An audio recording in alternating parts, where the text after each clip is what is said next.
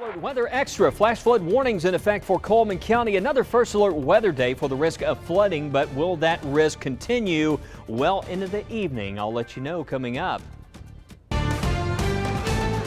Live on your side. First Alert Weather Extra starts right now. Well, today is a first alert weather day as a flood watch is in effect until 8 o'clock. And this was a scene from downtown Birmingham as the rain moved through earlier today. It does not take long. We're seeing lots of rain falling in a short amount of time, and the rainfall rates have been very heavy. It's been very tropical-like out there. Just look at all that water just flowing off. We've had erosion issues around the state. We've seen some images where we've had some downed trees. The good news is we still have a lot of green on the map here, a lot of rain showing up, but as far as heavy rainfall, well, that risk has lessened over the past few scans. And watching around Gadsden where rain is falling, this is one spot where we had some issues last night with flooding over towards Atala, and it looks like some heavier rain over towards Ball Flat and Ball Play. But some breaks. You get down towards Whitney Junction, basically from Whitney Junction to Stills, where you start to run into the rain into the city of Gadsden, back up towards Nakalula Falls. But looking pretty good there for that drive. You go further south there towards Springville. Some more showers starting to move in towards Birmingham. Very light activity, though. This is nothing that's too concerning to me. Coleman County is under a flash flood warning until 8 for the southern part of the county, 8:30 for areas to the north. But the rainfall rates have backed way off, so I'm not overly concerned with the kind of rain that we have moving in here. It's just more of a slow and steady based on latest radar trends. We'll watch this to see if maybe a storm might try to form to the south. It's a little bit hotter. We've managed to reach into the mid-80s. Haven't seen quite as much rain. You get in here towards places like Centerville and down towards Calera here off to the south. Right in this area, might start to see a pop-up storm. We'll keep a watch on this zone over the next hour or so, but if this trend continues, we'll be able to certainly cancel the first alert weather day a little bit sooner. But let's go back over. I want to switch systems here, show you the temperatures, and we're in the 70s. I mentioned 80s to the south, as you can see, a little bit more unstable there in those areas, but down to 72 at Coleman. So the rains really help to cool things off a bit, help to stabilize things, and you don't have those convective rains when you start to see those temperatures drop, and that's when we run into the problems with the storms. But the flash flood warning, basically Coleman County, this is the National Weather Service Huntsville offices county, so they issued that flash flood warning, but it does include areas further north towards Lake Guntersville, Faultville, Hartselle. Now, one thing about it, there's a lot of rain falling along Interstate 65, so for folks traveling there, certainly a wet go on the road there for areas north. Looks like a couple of pop-ups. I mentioned West Alabama here to the south where it's a little bit hotter. Looks like between Havana, Greensboro, around Lock 8, a storm that's trying to pop up there, a little downpour over Hale County. But over the next 60 minutes, as far as heaviest rain, I've got to watch areas north. The big concern is if we do start to see some of this rain pick up on this northern axis here. That's where we had flash flood emergencies yesterday across far north Alabama, so those areas certainly need to be weather alert for that risk of flooding. But it's been a very tropical setup, and next few days fewer storms, and with that comes the building heat. I'm seeing triple digit feels like temperatures for the first time this season coming up towards the end of the week, so we'll be back to walk you through those temperatures. But the first alert weather day continuing as the flood watch remains in effect through 8 o'clock this evening. I want to show you some scenes from Gadsden after yesterday's rain, and this was a big concern. Again, this was 200 block of Carroll Avenue in the Nakalula Mountain area early this morning. You can see parts of the road washed away because of all that heavy rainfall. The Gadsden area saw nearly 3 inches of rain yesterday. I was looking at some rainfall estimates, even over 3 inches of rain for some parts of Blount and Etowah counties. A lot of rain fell yesterday. And check this out, Daniel Harbin, I should say. Daniel Harbin sharing these videos of flash flooding throughout the Trenton area. You can see that water just as high as the fence. Look at all of that water. Just amazing how much rain can fall in such a short amount of time. But that was in Jackson County, some of those emergency issues in North Alabama. And And this was from Cedar Street in Birmingham, where our crew found standing water underneath a bridge. And you can see there was an abandoned car left there and several vehicles driving through the water. We even had some issues last night where some folks had to be rescued. We want to remind you this is unsafe to do. I've seen a lot of video out there. If you ever see standing water on the road, it's best to turn around. You never know what's happened underneath. You've seen all those videos and pictures we've showed you of all the erosion and the roads washing out, and more flooding in Bessemer. This video from the 900 block of 20th Street. Crews were getting a car out of the floodwater there.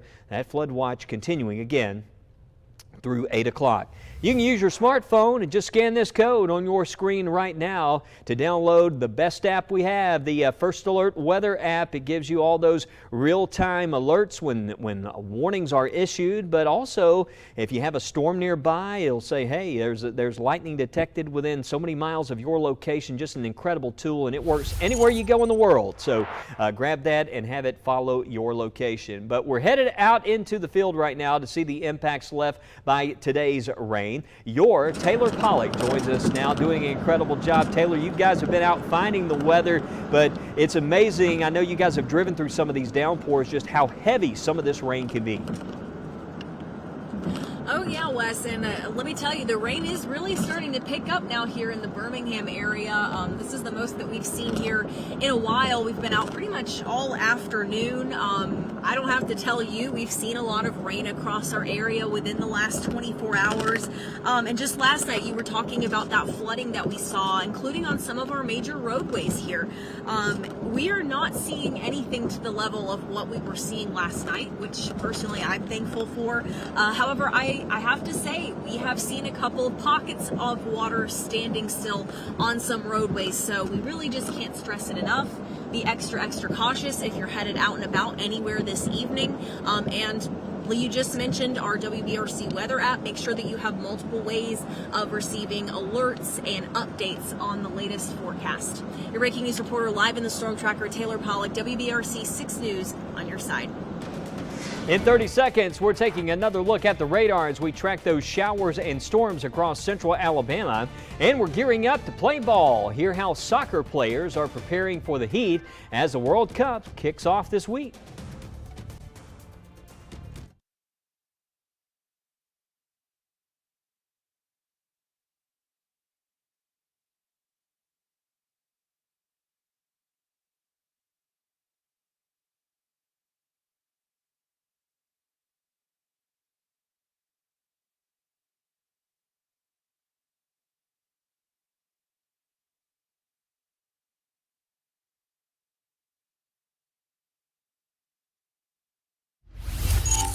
All right, so breaking news out of the Gulf region today. A very rare but powerful earthquake happened off the northwest coast of Cuba.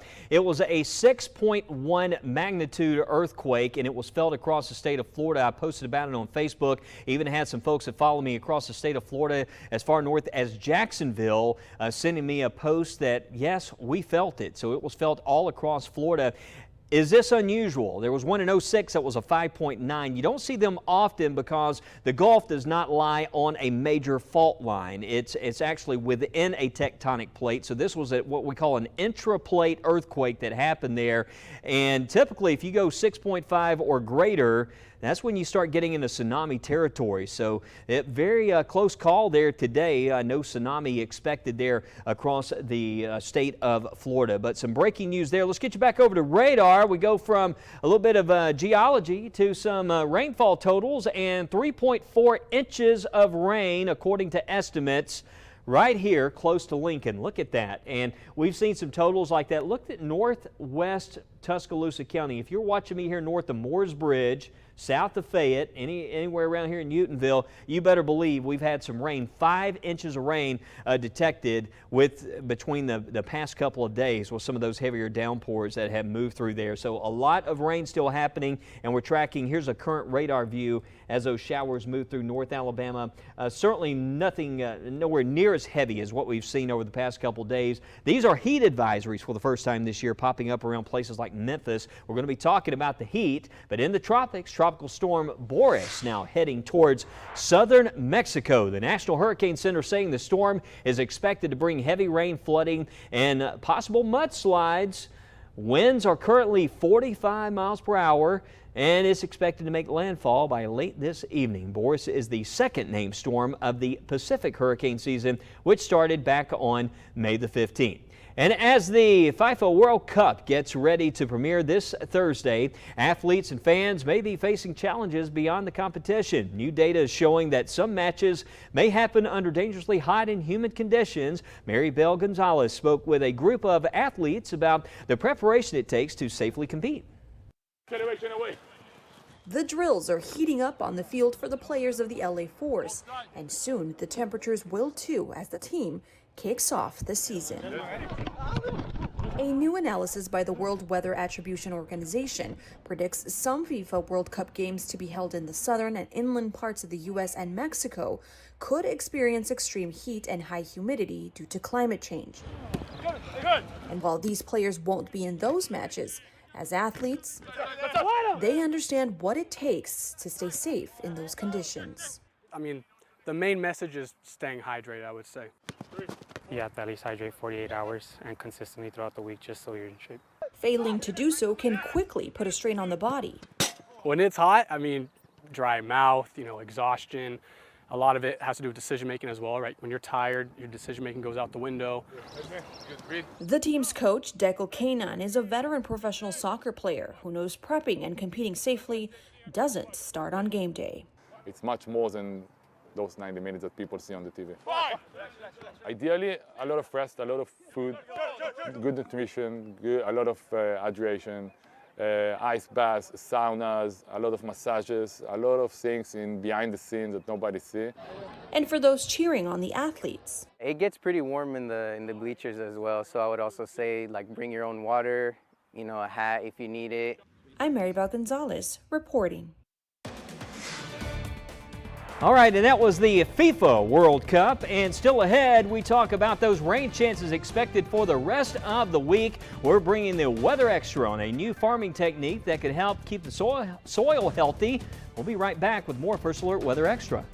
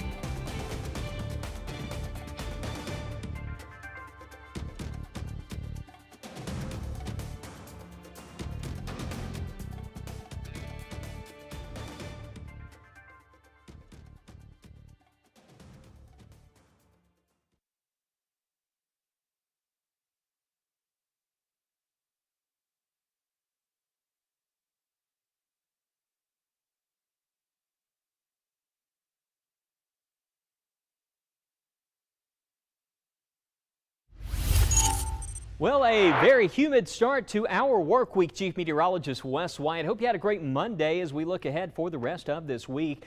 Rain chances are actually going down after today. So if you need to do a little yard work, some big projects over the next couple of days, there will be plenty of sunshine, but pack some extra bottles of water because the heat is going to rise. And it's not necessarily we're going to be seeing triple-digit high temperatures, but the heat index is going to feel like that, especially by the end of the week for some of us. So here's what the radar looks like. We're under a flood watch for Tuscaloosa, Jefferson counties, areas east. That's why we've called a first alert weather day for the risk of flooding. But right now, the radar is looking, it's improved quite a bit. It's looking better. We're seeing some rain, but it's not the kind of rain that could lead to rapid flash flooding. And northeast storms have lessened in intensity around Fayette County. We're still underneath a flash flood warning in Coleman County, but hopefully a lot of this will be allowed to expire a lot sooner. So we'll likely end up canceling that first alert weather day over the next few hours here as we start to see this rain fade away. But the models also show, look at this, a lot of this by 10 o'clock tonight goes away. So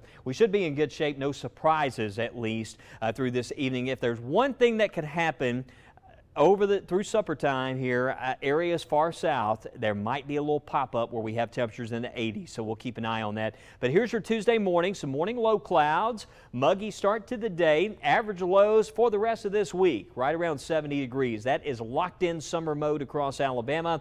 Afternoon highs right around 90 degrees, so morning lows near 70, highs near 90, a few isolated pop-up storms, plenty of sun in the mix every day. Here's your Tuesday afternoon around 3 o'clock. And showing the chance for a couple of pop-ups, but when you have high temperatures close to 90 and you're seeing all this humidity in place, any storm, even if it's one storm, it could be bad. It could produce some intense lightning, some heavy rain, so just stay alert for that. Check the weather app. As far as the heat index goes, for the first time this season, we're seeing the big triple digits starting to show up Friday and Saturday. Again, it's the heat index, but the humidity, as we know, can have such a major impact on comfort levels. So Friday and Saturday, plan for that. Not to say we're going to see a heat advisory.